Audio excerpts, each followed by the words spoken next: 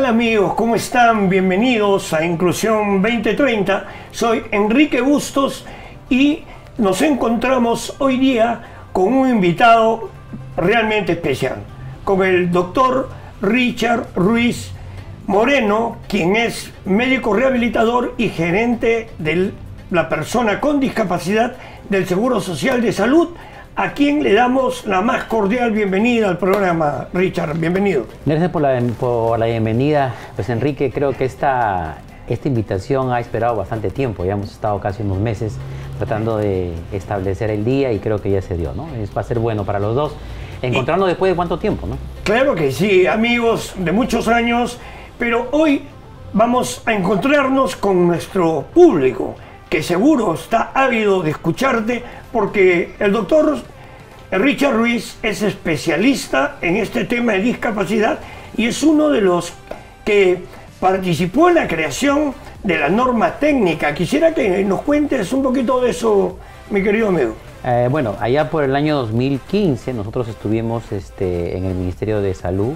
En ese tiempo no había dirección ejecutiva, había coordinación nacional.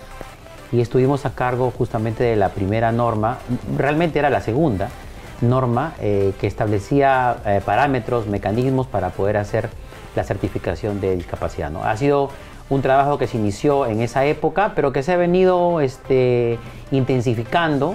Comenzamos con 7% de cobertura y ahora estamos alrededor del 25% de cobertura en certificación de discapacidad. Mira, Richard, la convención establece en el preámbulo E que la discapacidad es un concepto que evoluciona y que resulta de la interacción entre la persona con deficiencias y las barreras debidas a la actitud y al entorno que evitan su participación en igualdad de condiciones con las demás personas. O sea que la discapacidad ya no está en la persona, sino está en la interacción y en las barreras. ¿Qué te merece esa...? Claro, hasta el año 89, con la clasificación de la CIDDM, llevaba la discapacidad a una pertenencia del individuo, es decir, la persona era la que tenía la discapacidad. En el año 2001, cuando se aprueba la Clasificación Internacional de Funcionamiento, Discapacidad y Salud, ya no es el individuo el que tiene la discapacidad, sino es el entorno el que le presenta al individuo barreras o le presenta facilitadores y hace que este individuo se generen efectos en el individuo en tres esferas. En la esfera de la estructura y función corporal, generándole deficiencias, en las actividades, generándole limitaciones, o en la participación, generándole restricción. Entonces, ahora la discapacidad ya se entiende fuera del individuo, se le entiende en el entorno y a través de esto, ¿no?, de restricción en la participación y limitación en la actividad. Claro que sí, pero nosotros como Estado tenemos que avanzar mucho más rápido en el tema de la certificación, porque el certificado de discapacidad es el único documento por medio del cual el Estado peruano garantiza la condición de discapacidad. ¿Cómo vamos avanzando en ese sentido, mi querido Richard? Como te dije, en el año 2015, cuando se hizo el primer corte de certificación, la certificación había alcanzado una cobertura de 7% aproximadamente. ¿Qué quiere decir eso?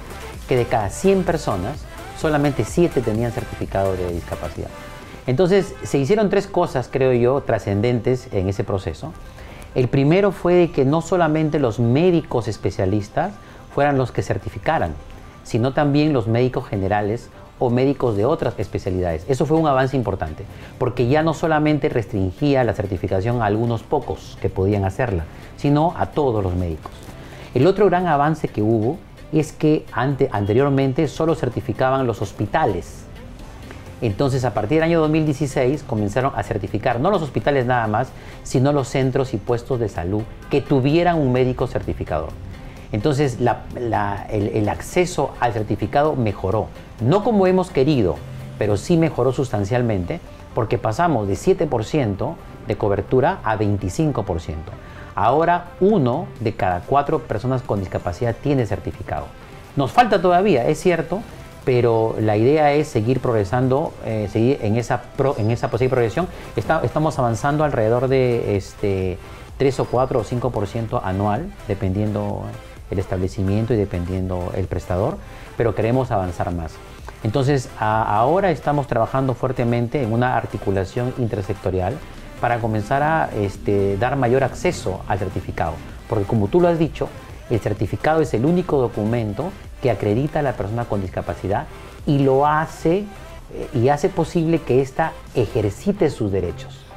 Entonces, es importante esto porque cuando uno lee la 29973, ahí hay más de 25 derechos que deben ser ejercidos por la persona con discapacidad. Claro, es una ley bastante completa, es hija de la Convención, que tiene 13 capítulos, 86 artículos y todos están ligados a derecho y a derechos humanos, porque el artículo 3, donde yo, después de analizar bastante, puedo ver que encuentro el espíritu de la ley, ¿no?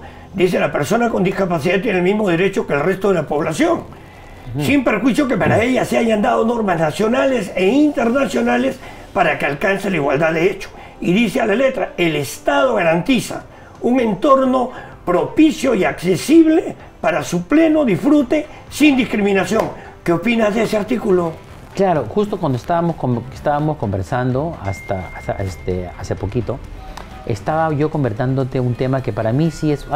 Hay varios temas que tienen que ver con la prestación de servicios desde el Estado a las personas con discapacidad y el ejercicio de los derechos de la persona con discapacidad. Porque la salud es un derecho. Claro que sí. Entonces, ahí viene un asunto, ¿no? El sistema de salud como tal en el Perú, a diferencia de otros sistemas de salud en Latinoamérica, está asentado sobre una red de beneficencias públicas. ¿Recuerdas que los grandes hospitales en Lima y en el Perú tienen un aspecto de beneficencia, es decir, han pertenecido antes a lo que es la beneficencia pública? Entonces la concepción de beneficencia y de lo que es caridad está arraigada en el sistema.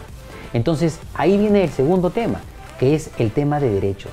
Entonces cuando uno dice a una persona, yo quiero ejercitar mi derecho, lo primero que se encuentra es ante este concepto de caridad, que no está mal, pero que, digamos, debería transformarse por un tema pleno de derechos y de ejercicio de derechos. Yo creo que ahí falta un poco capacitación a los servidores públicos para que conozcan cuáles son las obligaciones que tenemos como Estado frente a la población con discapacidad y una capacitación también al ciudadano común para que conozca sus derechos y los pueda exigir. Ahí justo estamos porque en ESalud este año estamos implementando un plan de sensibilización para buen trato que tiene varios aspectos. Uno de ellos es el tema de la difusión de los derechos de las personas con lo que es discapacidad, es un tema de derechos, que es básico, ¿no? Y el otro tiene que ver ya con la parte de la actitud como una variable importante en el tema de las barreras. Claro, el cambio de actitud del servidor público. Así es, porque una barrera porque una actitud puede convertirse en una barrera o en un facilitador, dependiendo cuál es, ¿no? Por supuesto que sí. Dime, sé que hay una coordinación entre nosotros, el CONADIS y ESalud. ¿Le puedes contar a nuestro público por supuesto. de qué se trata? Ahora hemos venido de una reunión por la mañana. La coordinación es con, efectivamente, la coordinación es con CONADIS. Estuvimos la viceministra de Poblaciones Vulnerables, CONADIS y nosotros, porque estamos implementando una serie de acciones orientadas a mejorar el acceso de las personas con discapacidad al certificado. Y una de las cosas que estamos proponiendo y que vamos a realizar en los próximos días, hay un anuncio pues oficial, yo no quiero ser infidente respecto al tema, pero sí vamos a comenzar una serie de jornadas de certificación orientadas a públicos especiales, públicos establecidos, ¿no? Identificados plenamente para poder mejorar el acceso. Eso es bastante bueno, realmente, claro, porque justamente la persona necesita de ese certificado. Y aparte de eso, estamos identificando necesidades de certificación. Por ejemplo, los CEBES en este momento para las matrículas necesitan certificación. Muchos centros de educación básica especial e inclusive escuelas que son inclusivas necesitan el certificado para poder ponerlo como espacio en las aulas. Entonces aquí hay un trabajo también que hacer con el Ministerio de Educación. Hoy día justo estábamos hablando de eso y nosotros hacemos en ESalud tenemos unos centros de lo que es rehabilitación sociolaboral muy importantes, porque a través de ellos hacemos dos cosas. El Cerro de Victoria, uno de ellos. El Cerro de Victoria, el Cerro el Callao, tenemos uno en Arequipa, otro en Piura, y tenemos 13 módulos a nivel de todo el país, que lo que hacen es hacer que la persona con discapacidad, el trabajador con discapacidad, pueda capacitarse, ¿no? Para reinsertarse laboralmente. Puede salir laboralmente y en muchos casos conseguir trabajo, porque en muchos casos sufren accidentes laborales y pierden alguna de sus alguna función. Yo te escuché hace poco decir algo importante. No es que uno tenga una discapacidad, sino que uno tiene un funcionamiento distinto. Claro. Entonces, tu funcionamiento no es igual al mío. Entonces, en la medida que sucede algo en el hogar, en el trabajo, y esta persona cambia de funcionamiento, hay que reinsertarlo laboralmente. Y ese trabajo lo hacemos en el salud, en los CERPs y en los módulos. Mira, te agradezco enormemente que hayas estado aquí en este programa, porque justamente he dedicado para difundir derechos, ¿no? y acciones que llevamos a cabo para mejorar la calidad de vida de nuestras personas con discapacidad. Tus palabras finales. Bueno, mis palabras finales serían que nuestro presidente ejecutivo, el doctor Orellana, está muy comprometido con el trabajo a favor de la persona con discapacidad, y nosotros desde la gerencia central y en particular de la gerencia de discapacidad, de la persona con discapacidad, estamos desarrollando todas las acciones para poder mejorar el acceso desde los servicios a las personas con discapacidad, pero fundamentalmente tratando de reinsertarnos laboralmente, que es nuestra apuesta por la productividad de las personas con discapacidad y por hacer que sean valiosos, como ya lo son. Y que se haga efectivo el derecho al trabajo que tienen las personas con discapacidad, ¿no? Bueno, amigas y amigos, agradecemos a este Café Biblioteca Casa Tomada, quien nos ha brindado las instalaciones para hacer posible este programa. Conmigo será hasta el próximo programa, sin antes dejar sentado como Conadis que la discapacidad no es incapacidad. Muchas gracias.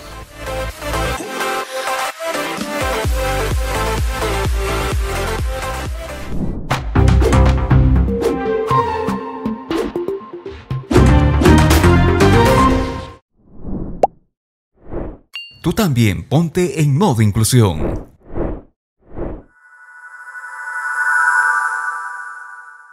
Conadis, acercándose más a la gente. Bicentenario del Perú, 2024. Gobierno del Perú.